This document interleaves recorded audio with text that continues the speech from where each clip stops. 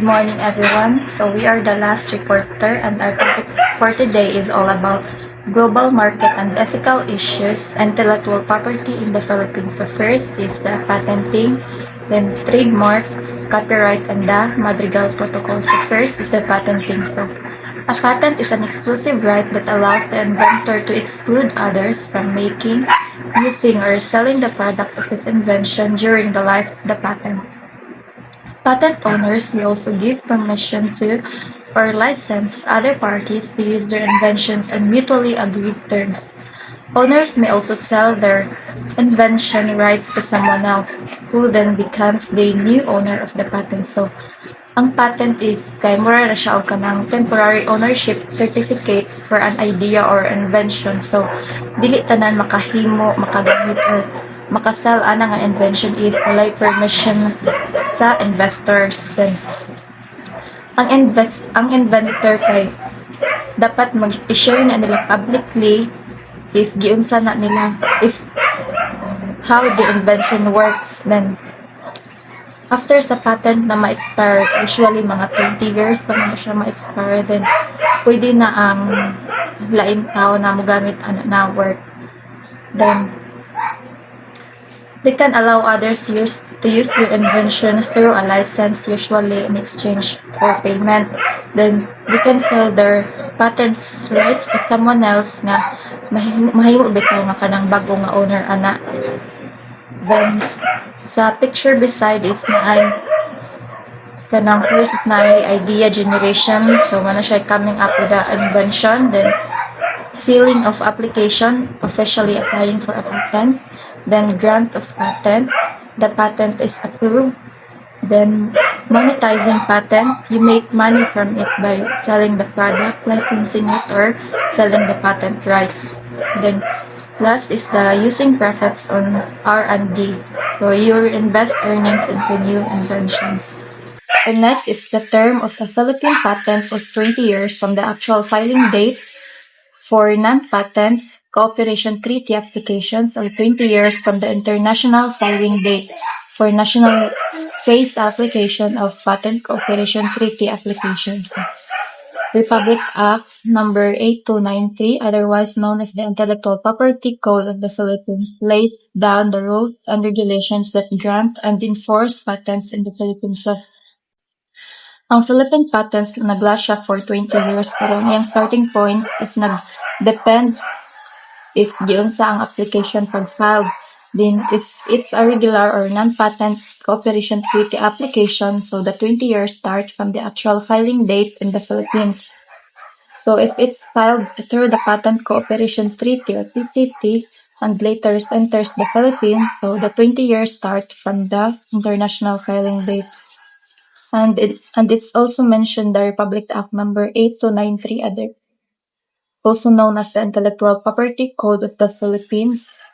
So, man siya nga law ang nag-set sa rules of the patents, then grants rights to inventors, then protects and enforces those rights in the country.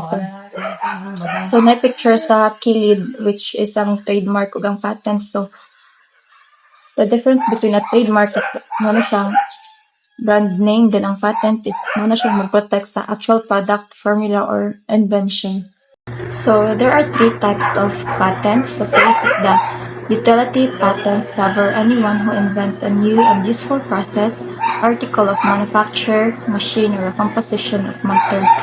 Then, so ang kaning utility patents is muna siya common types nga mag-protect if giunsa siya pag if giunsa siya pag-work, kung saan siya pag-gamit. Then, for example, sa machine, tools, formulas, or new processes. Then, sa design patents, include an original, new, and ornamental design for a manufactured product. So, ang kaning design patent, kaya man siya mag-protect sa appearance or design sa product.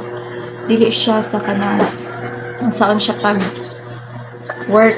Then, for example, sa shape, sa bottle, sa packaging style, or sa product design. So in simple terms, it's about how something looks, not what it does. Then, plant patents go to anyone who produces, discovers, and invents a new kind of plant capable of reproduction. So, Plant patents. This is given to someone who discovers or creates a new type of plant that can be reproduced. For example, a new flower variety or a modified plant. So, muna siya kanang mo protect sa new plants nga wala bitaw siya ni exist before. So these three types shows that patents don't just protect one kind of invention. They can protect function, ano siya, utility, then design, which is ang appearance, and even living plants. Examples of patents. One of the most notable patents in the past 40 years was the personal computer filed in 1980 by Steve Jobs and 3 other employees of Apple Incorporated. Then King C. Gillette patented the razor in 1904 and was dubbed a safety razor.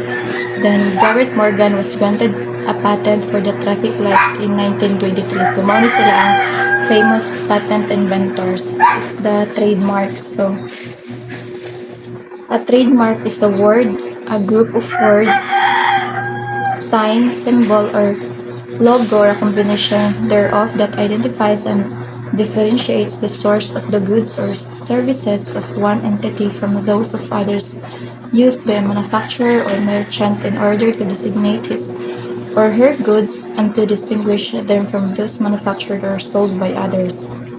So a trademark is exclusively identifies a product as belonging to a specific company and recognizes the company's ownership of the brand. Trademarks are generally considered a form of intellectual property and may or may not be registered. So, trademark mo na siya nag-show sa products. Products belongs to a particular company and reflects sa ownership of the brand. So, ang trademark ay it can be registered or unregistered. Though ang registration is better because it gives a stronger legal protection. And example sa bottom, nay ka ng picture sa ubos na nag-illustrate sa kaning McDonald's. So, muna siya nag-represent sa symbol or logo. Then, kaning orange, nag-represent sa word mark. Then, kaning sa Volkswagen, shows how design and letters can be combined into a recognizable brand identity.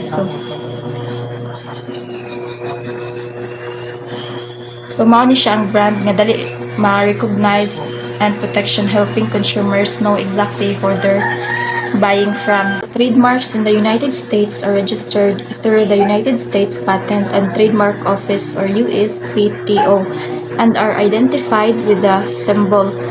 But trademarks don't have to be registered in order to give the company or individual protect rights. Then, unregistered trademarks can be recognized with a TM symbol by using the symbol. The trademark user indicates they are using common law to protect their interests. So, sa kilid na trademark symbols, so, are used with USPTO or registered trademark. So, ang kaning R, kay mo na siya kanang pasabot nga registered siya. So, mo na siya symbol nga trademark siya and officially registered with the government. Then, it also gives the owner full protection and exclusive rights to use that mark. Then, kaning TM, used with trademarks not yet registered. So, ang kaning TM, mo na siya ang symbol nga kanang brand or logo is being claimed as a trademark but it is not officially registered. Pero nag-show gyapon na siya nga ownership and legal protection niya is more limited rigid siya. Then kaning SM used with service marks not yet registered. So kaning SM is mo na siya ang service mark nga nag-show sa name, logo or slogan nga being claimed for a service like sa banking, delivery or consulting, but still it is not officially registered. So unregistered trademark na siya pero specifically for services rigid siya. So next is copyright. So copyright refers to the legal right of the owner of the intellectual property. In simpler term, copyright is the right to copy. So this means that the original creators of products and anyone they give authorization to are the only ones with the exclusive right to reproduce, the work. So copyright laws gives creators of original materials that exclusive right to further use and duplicate the material for a given amount of time, at which point the copyrighted item becomes public and domain. So, not all types of work can be copyright. A copyright does not protect ideas, discoveries, concepts, or theories. Brand names, logos, slogans, domain names, and titles cannot be protected under copyright law. So for an original work to be copyright, it has to be an intangible form. So this means that any speech, discoveries, musical scores, or ideas have to be written down in physical form in order to be protected by a copyright. So copyright protects creative works like music, movies, books, arts, and software. Pero dili tanan pwede mo copyright. So ideas, concept, theories, brand names, logos, or slogans walay appeal. So para ma-protect ang work, kinahanglan na siya sa intangible form, meaning written, recorded, or saved. For example, kung maghimo ka og song o gi-record nimo, dili pwede gamiton sa uban without your permission. So next is trademark versus patent versus copyright. So a trademark is an easily recognizable symbol, phrase, or word that denotes a specific product. Then ang patents grants the design, process and invention rights to a piece of property to its inventor. So ang copyright, software, art, film, music, and designs are just some of the examples of work that are covered by copyrights. So brand names, slogans, logos, however, are not covered. So ang trademark kay symbol, word, or phrase nga nagrepresent sa brand. Ang patents kay para sa invention. Tas ang copyright kay para sa creative works. So next is the Madrigal Protocol. So the Madrid Protocol is a treaty that allows natural or juridical persons of member countries to file an international registration through their respective trademark offices as office of origin. So designating other members countries to be covered by international registration. So kini kay international agreement nga nag-allow sa usa ka person or business nga maka-register og trademark sa different countries using one application. So instead nga mag-apply ka kada country, mag-apply ka once sa imong country, then pwede mo extend sa other countries. So mas sayon og mas convenient para sa business.